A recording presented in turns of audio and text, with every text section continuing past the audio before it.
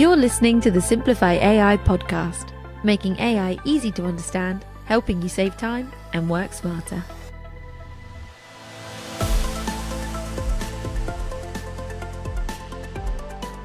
Welcome to Simplify AI. This is the podcast that breaks down the world of artificial intelligence into simple, relatable insights that hopefully anyone can understand. We are your hosts. I'm Stephen Bradley. And I'm Rebecca Bradley. And we should probably preface this podcast to say that we are actually not a married couple, even though we have the same surname. We are siblings. I'm the older one. No one could tell. No one could tell. And I'm obviously the younger one. We were saying before we started recording that if people did think we were married, they would be wondering why we're in separate rooms. Or separate houses even. Separate houses, yeah. A separated married couple. Exactly. Which, it happens. There's my partner, Mims, she knows someone that they live in two different houses. They just never... I think there's a lot to be said for that. Anyway. Yeah. Would you do that? It's a possibility. So this first episode is just getting to know us and talking a little bit about the podcast, how it came about. And we've got 6 other episodes planned talking all about different aspects of AI. So we really hope you're going to enjoy it. But let's start with a bit about us and how this podcast came about. So Rebecca, do you want to talk a little bit about how you were introduced to the world of AI? So it was an interesting journey for me. Not one that I thought would ever be a path that I took, but probably 2 years ago now, I was really ill. I was just about to have a gallbladder operation and I found myself with plenty of time. And this was around the time that ChatGPT had just launched. So I decided to do a deep dive, learn everything that I could, and that rolled onto certificating myself in all of these new amazing technologies. And I spent 6 months studying whilst being ill. And from that point, realised that there was the need for easy and simple education of AI for people like me who didn't come from a tech background, but came from a business background. What would be the easiest way to learn it? So long story short, I ended up developing 2 City and Guilds Assured courses, which is the first in the UK. And that's where my expertise came from. And actually developing those courses even deepened my own learning in that subject as well. So now I find myself in a completely different subject than I ever imagined, but I still remain really passionate about making it easy for everybody to understand, because I think a lot of people are daunted by AI and think that's really technical, that's not for me. And my hope is that this podcast will show people that if I can do it and you can do it, they can do it. Yeah. What was ChatGPT like back then when it first launched compared to what people think of it as now? Was it much different? I don't think it was amazingly different, but maybe that's because over time the iterations are so small that you don't notice it. I bet if I went back and looked at the interface now, I'd be like, that's so different. But I think the biggest difference was it was just a case of, I don't know what this is, I don't understand what this is, you've got to find your own way. Being quite sort of pioneering around it, of there not being much education at that time, you learnt it yourself. I mean, we're only talking about 2 years, but it sounds like we're talking about 2 decades, but that's how quickly things have moved. Yeah. What's your background outside of this? Like, what were you doing previously, or what's your day job anyway? I'm just curious for people to understand how, you can find yourself in this space. Yeah. So my background is HR and business strategy. So I work as a consultant around business strategy and people aspects of that. And one of the main things that I specialise in is sort of values, behaviours, the psychology of why people act like they do at work, change, all of those kinds of things. So I think I was very rooted in looking at trends and change and differences within business anyway. very much looking at simplifying. That's always been something that I feel really passionately about, taking big business concepts and applying them to small businesses who don't have the budget so that they can benefit from that. So I've always been quite an early adopter. So Steve and I worked together right at the beginning of Pinterest on a Pinterest for Business course that did very well. And we had a great community around that. So being online, it's over a decade now, and also looking at apps and new technology when it comes along and being an early adopter of that. So I saw a lot of stuff on Twitter around this ChatGPT thing and then thought, I'm going to give that a go. I'm going to have a look at that, even though I'm not technically minded. So I think the fact that all of those things lead to coming together to think about simplifying things, to think about business, to think about people, I guess that's what led me to thinking this way. Yeah, absolutely. And I hope that people can see as the episodes go on how that interest in AI, you could see its application into those two, business strategy and people, like how you connected those dots, and that what value that hopefully people see from that background understanding that you have, combined with the AI knowledge, just completely transforming people's lives, transforming people's businesses. Yeah. I think you and I both share that same passion of being an early adopter or finding something that's new, that's going to revolutionize businesses and processes and change lives. Like I have a tech background as well. Like I trained in IT, worked in IT for companies, have my own business supporting networks and network infrastructure, and then pivoted into sort of marketing and combining that with tech and marketing strategies and social media marketing. And I'm forever, because that landscape is always changing and always developing. There's always new tech, there's always new apps and things like that that will help streamline those jobs. I'm always interested in that. So when ChatGPT came along, and specifically you introduced me to it, because I'd heard about it but didn't really get into it because I didn't really understand it, didn't really know what it was. But I'd say 6 months ago, a year ago maybe, I can't remember, but it was definitely I would say mid to early 2024, we started talking about it and you started introducing it to me, and you'd done the course, you'd prepared, and that got that all accredited. So I did that course and it just blew my mind. Like, I cannot tell you, like, I don't realize, I think now, the lack of knowledge that I had previously to where I'm at now, because it just feels so normal to know what I know about ChatGPT and prompts now. Like, it's one of those things that once you've exercised those muscles and you've had that knowledge, you just kind of instinctively use it in a different way.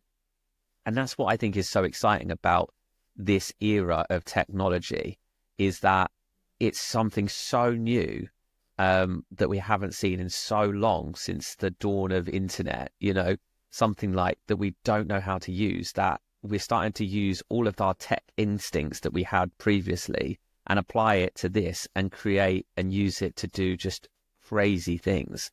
It's just mind-blowing. And yeah, my knowledge now, having done the courses, is just so great compared to where it was before, that now I just think, like, I couldn't do without it. A daily basis, still forever discovering new ways that I can use it to make my life easier, and not just on a work space, just in my life in general. It's wild, isn't it? And I think your journey is really interesting, because I would have assumed, you having the tech background out of the two of us, that you would have kind of stumbled across it before me. But you had two very little children, and I think that you were obviously less free time. I had all of that free time because I wasn't well. So to do that deep dive, study the history, get certificated in everything, really think through as well the safety aspects of it. I think because of my work background, thinking about governance, thinking about safety, and thinking about using this in an ethical way was probably a set of circumstances that was probably not everyone went at it like that, but I think your journey is really indicative of a lot of people. So you heard about it, you thought, I don't really understand what that is, so you kind of just left it for a while. Then you probably used it, and you used it minimally and thought, oh, this is fun, and then came away from it again. And then I started talking about it, and you probably thought, oh, that sounds interesting, but I'm not sure it's relevant to me.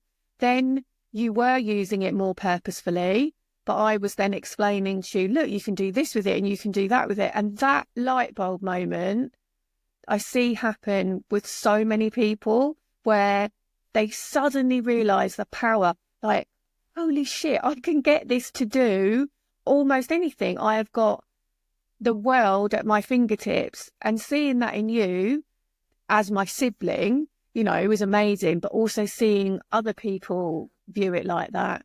Something that I talk about when I do panel talks or presentations on this is the competence model. So we all go through this model of competence where you start off at unconscious incompetence. We don't know what we don't know, right? So there'll be people listening at the moment who don't even know what ChatGPT can do. They don't know what they can do with it. They just don't know because they've never used it.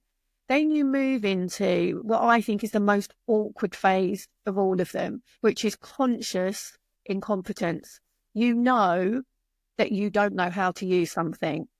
When you're driving, it's that part when you have to think mirror, signal, maneuver. You consciously have to almost say it to yourself, or 10 to 2 on the steering wheel. You're consciously having to do those things in order to remember it.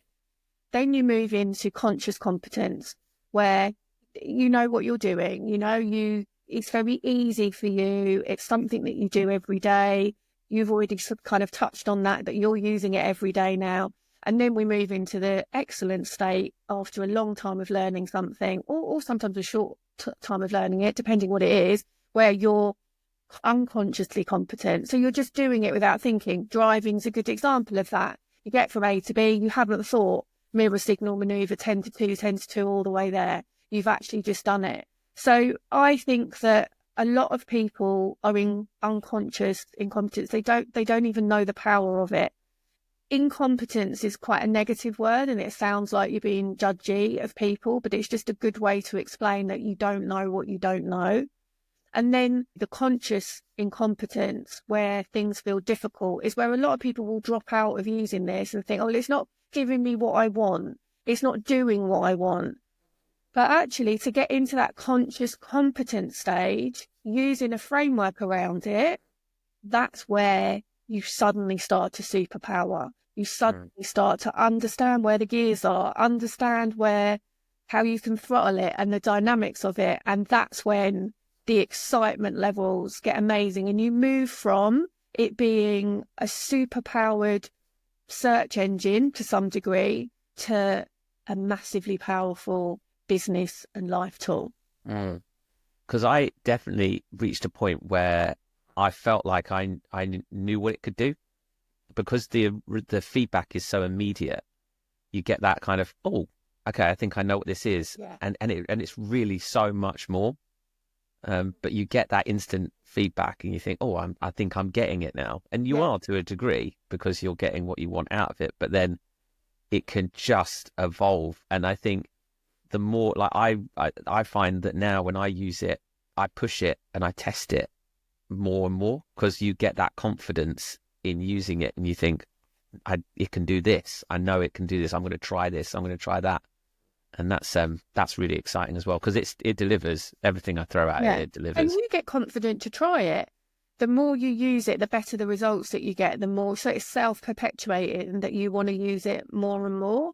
But something that I think is really key is not everyone's got the time to go and learn it all. Not everyone has got the inclination to do that, because they're discounting it because they don't know what they don't know.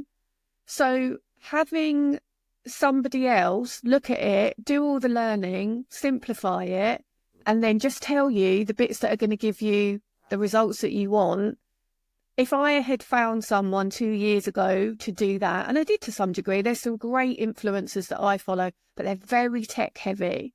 I now feel that there is a space for explaining it for the everyday person, as well as businesses, as well as, really kind of in-depth applications of using it. The everyday person, how can it save you time in your life? It doesn't have to be that you're using it to solve massive problems like curing cancer, which, I absolutely think that supercomputers, that's a conversation for another day, are capable of doing. But how can it help you in your everyday life? And democratizing that to some degree and making sure that everybody realizes what they can do with it and uses it, so that it isn't just the people that understand it now are getting the benefit from it. I feel really passionately about that because I know how much time it saved me, how much freedom it's given me, and just access to education and learning that I never would have had access to. Yeah, I think that is really exciting, and I hope that hearing you speak about it, I hear that passion in your voice, and I hope that people also are picking up on that, and I hope that's getting people excited of what we have planned, of what's to come, because we're going to get into lots of different aspects of AI over these next 6 or 7 episodes. And if you have any questions or anything that you want us to discuss, then please do write to us. We'll pop our email addresses in the notes, or way to get in touch with us. Obviously, you can comment on this episode as well and send us your comments and questions, and we can discuss those in a future episode. Should we wrap it up here for our first episode? Just to say that even those questions can be, I don't understand what X means. I don't mean Twitter. I mean, I read this, I don't know what it means. Because I think by understanding the history of AI, what it actually is, what large language models are, which we will come to, which is basically a huge part of understanding that, means you understand those functions. Any question, however silly it might seem, it's going to help someone else who will have that question as well. Absolutely. Yeah, great point. So in our next episode, we're going to be talking about the history of AI. So stay tuned for that. You can listen to that one right after this one. But for now, we'll leave it for the end of this episode. Thank you, everyone, so much for listening. You've been listening to the Simplify AI podcast, making AI easy to understand, helping you save time and work smarter. To learn more about AI and take our online courses, visit learnai.training.